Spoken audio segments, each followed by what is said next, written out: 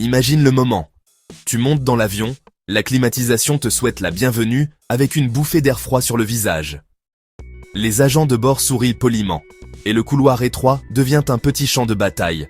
Des passagers qui se bousculent, des sacs qui se cognent, des téléphones à la main, et ce murmure typique avant le décollage. La plupart sont distraits. Certains cherchent leur siège, d'autres se disputent déjà avec le compartiment supérieur. Mais un petit groupe semble insensible au chaos. On les remarque calmes, ordonnent, comme s'ils savaient quelque chose que les autres ignorent. Et c'est vrai, les passagers les plus avisés ont une routine. 11 gestes simples, réfléchis, qui transforment n'importe quel vol en une expérience plus confortable, plus sûre et sans stress. Aujourd'hui, je vais te révéler ces 11 habitudes secrètes. Des astuces de centmes connus jusqu'à des pratiques qui peuvent littéralement te sauver la vie. Reste jusqu'à la fin, car la 11e est celle que même les voyageurs fréquents oublient souvent. Et elle peut faire une énorme différence quand ça compte vraiment. Repère ta rangée et visualise les sorties. Ajuste déjà la ventilation au-dessus de toi, puis prépare ton espace. Ceinture prête, pochette vidée, esprit calme pour un départ serein. Pendant que la cabine s'installe et que les dossiers s'alignent, respire profondément et termine les réglages. On enchaîne juste après avec l'étape 1. Par le hublot, et les nuages posant le décor. Prêt ? Entrons dans les habitudes qui rendent chaque vol plus simple. Étape 1. Désinfection du siège. La première chose qu'un voyageur intelligent fait peut sembler exagérée, mais ce ne l'est pas. Désinfecter sa zone de siège. Pas de paranoïa ici, c'est prouvé. Des études de l'Université d'Arizona ont démontré que les plateaux des avions contiennent jusqu'à 8 fois plus de bactéries qu'un siège de toilette public. Oui, 8 fois.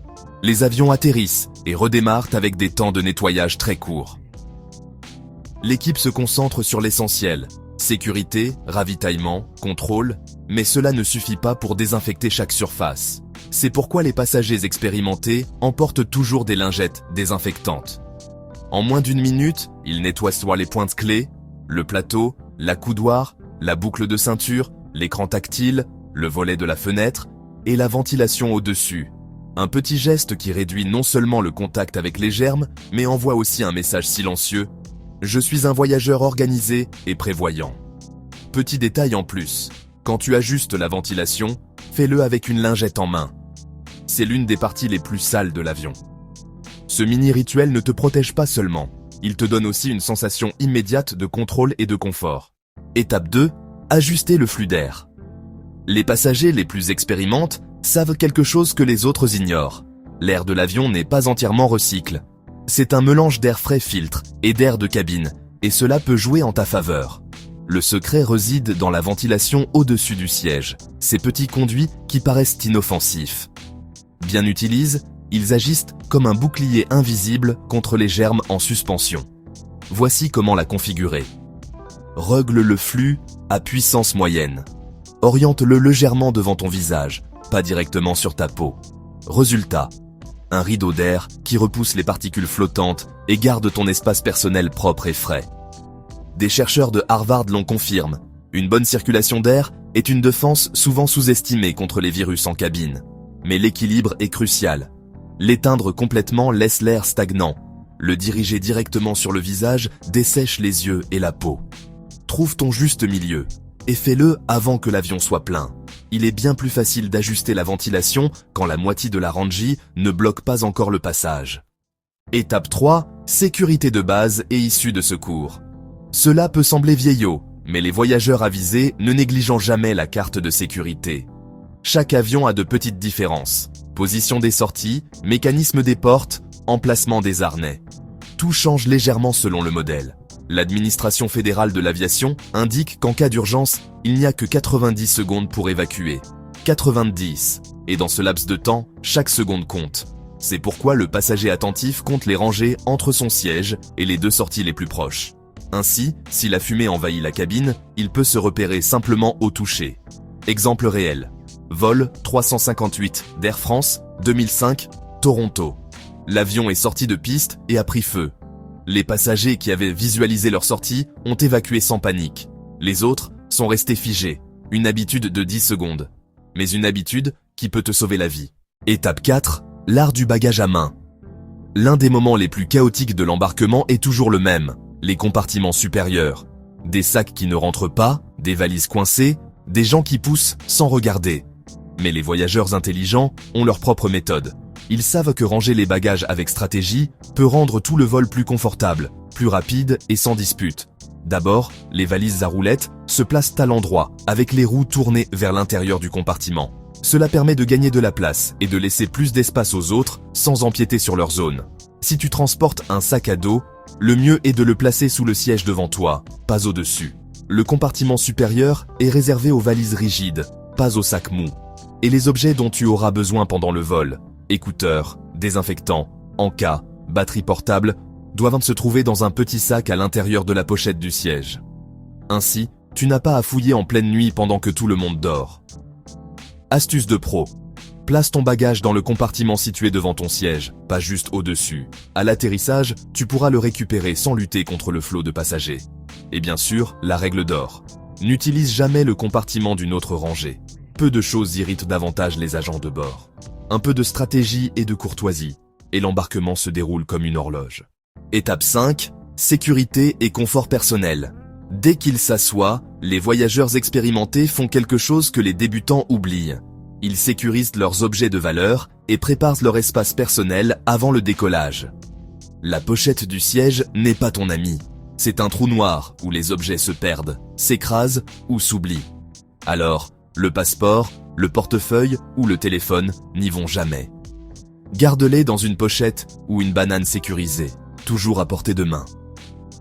Si tu comptes dormir, prépare-toi avant le décollage. Mets ton masque pour les yeux, ton coussin cervical ou tes écouteurs à réduction de bruit. Ainsi, tu éviteras de déranger les autres en cherchant tes affaires quand tout est éteint. Et un conseil que beaucoup remercient plus tard, emporte toujours un stylo. Dans les vols internationaux, on te le demandera pour remplir les formulaires d'immigration. Pendant que les autres cherchent désespérément, toi tu l'auras déjà prêt. De petits gestes, mais de grandes différences. Étape 6. Hydratation intelligente. L'air dans la cabine est plus sec que celui du désert du Sahara. Vraiment, l'humidité peut descendre à 10 ou 20%, ce qui déshydrate le corps plus vite qu'on ne le pense. Les voyageurs avisés le savent, et dès qu'ils montent à bord, ils commencent à s'hydrater. Pas avec des sodas, du café ou de l'alcool, mais avec de l'eau pure. L'alcool et la caféine déshydratent encore plus et perturbent ton cycle de sommeil. La meilleure stratégie consiste à boire de petites gorgées tout au long du vol, sans attendre d'avoir soif. Et une astuce brillante, emporte une bouteille réutilisable vide dans ton sac. Passe la sécurité, remplis-la avant d'embarquer et c'est réglé. Ainsi, tu ne dépends pas des minuscules gobelets servis à bord. Vol long, ajoute une pastille d'électrolyte. Elles aident ton corps à retenir l'eau et te permettre d'arriver moins fatigué. Les voyageurs intelligents savent que l'hydratation est le secret pour atterrir frais, pas épuisé. Étape 7. Créer ta zone de confort. Dès qu'ils s'installent, les passagers les plus aguerris ne se laissent pas distraire par leur téléphone et ne s'endorment pas tout de suite. Ils préparent d'abord leur espace personnel. Ils le font presque machinalement, comme un rituel bien rodé. Ils commencent par ajuster les ailes de l'appui-tête. Bien positionnées, elles soutiennent le cou et évitent le classique torticolis du voyageur qui dort la tête penchée. Ton siège n'a pas d'aile? Pas de souci. Enroule une écharpe ou un petit coussin derrière ton cou et le tour est joué. Ensuite, un petit ajustement technique. Place une veste roulée ou un coussin lombaire dans le bas du dos. Les sièges d'avion sont tristement célèbres pour leur manque de soutien. Et ce petit détail peut faire la différence entre arriver brisé ou arriver confortablement. Une fois le siège ajusté, les voyageurs avisés choisissent immédiatement leur divertissement. Ils ne patientent pas jusqu'au décollage. Ils savent que le système de bord peut se bloquer ou redémarrer. Alors ils préfèrent préparer leur film ou leur playlist à l'avance. Et avant le décollage, ils font toujours un test. Ils inclinent doucement le siège pour vérifier l'espace et éviter de surprendre la personne derrière en plein vol. Ces petits gestes définissent le ton du voyage. Il ne s'agit pas de luxe, mais de contrôle. Savoir que tout ce dont tu as besoin est à portée de main. Étape 8. Courtoisie dans les airs. Un geste que beaucoup sous-estiment et que les voyageurs avisés maîtrisent. Saluer ses voisins de siège. Pas besoin d'entamer une conversation sans fin, ni de se faire un ami pour la vie. Un simple sourire, un regard bienveillant, ou un « bonjour, comment allez-vous » suffit. Ce simple salut change l'énergie du voyage. Il crée une atmosphère cordiale, facilite les échanges si tu dois te lever, et réduit les tensions dans un espace partagé. Beaucoup de liens commencent ainsi, des partenaires d'affaires qui se rencontrent par hasard, de nouvelles amitiés, voire des histoires d'amour. Tout ça grâce à un salut au moment du décollage. La clé, c'est l'équilibre. Commencer par une courte conversation et savoir quand s'arrêter. Si tu veux du silence, il te suffit de mettre tes écouteurs ou ton masque de sommeil. Les voyageurs intelligents comprennent qu'un vol confortable passe aussi par le respect mutuel. Étape 9, régler ton horloge biologique. Les voyageurs fréquents le savent. Le véritable ennemi des longs vols, ce n'est pas le siège inconfortable, c'est le décalage horaire. Le secret, c'est de commencer à tromper ton cerveau dès le moment où tu montes à bord. Dès que tu t'assois, change l'heure de ta montre ou de ton téléphone pour l'adapter à celle de ta destination. Cela envoie immédiatement un signal à ton esprit. Je suis déjà là-bas.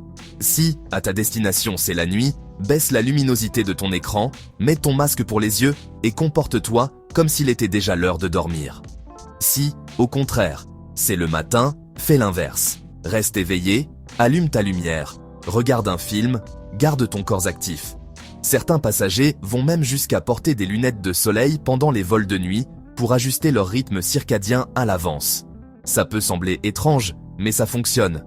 En arrivant, ton corps s'est déjà adapté au nouveau fuseau horaire et l'impact du jet-lag est réduit de moitié. Ces habitudes paraissent anodines, mais le résultat est immense. Tu arrives plus lucide, plus vite et plein d'énergie. Étape 10, connaître ton environnement. Les voyageurs intelligents ne se contentent pas de s'asseoir et d'attendre le décollage. Avant d'attacher leur ceinture, ils observent deux choses essentielles. 1. Où se trouvent les toilettes les plus proches? 2. Quels sont les agents de bord responsables de leur section?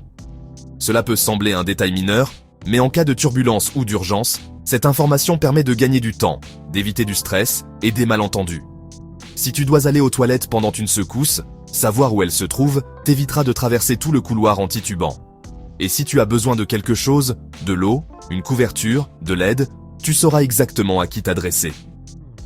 Les agents de bord apprécient les passagers attentifs et respectueux. Et voici une astuce subtile qui fait la différence. Si tu es aimable et courtois dès le départ, quand viendra le moment où tu auras besoin d'aide, on te servira avec le sourire. La politesse paie dans les airs. Étape 11. Répétition mentale d'urgence. Cette dernière habitude est la plus invisible de toutes, mais sans doute la plus importante. Presque personne ne le fait, bien que cela ne prenne que 10 secondes. Les voyageurs intelligents font un bref exercice mental de préparation à une urgence.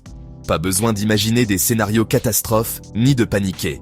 Il s'agit simplement de vérifier que la ceinture est bien attachée, de mémoriser l'emplacement des sorties et de se visualiser réagissant calmement si quelque chose se produit. Les psychologues appellent cela la répétition mentale, et les études montrent que cela améliore les réflexes dans les situations critiques. L'exemple le plus connu, le vol Bill 549 de US Airways, surnommé le miracle de l'Hudson. Les passagers qui avaient prêté attention aux consignes et visualisé leur trajet d'évacuation ont réagi plus vite. Ces quelques secondes de différence ont permis de sauver des vies dans les eaux glacées. Peut-être que tu n'auras jamais à le mettre en pratique, mais si le moment arrive, ces 10 secondes peuvent tracer la ligne entre la peur et la survie. Et voilà, 11 habitudes simples, presque invisibles, mais capables de transformer complètement ton expérience de vol.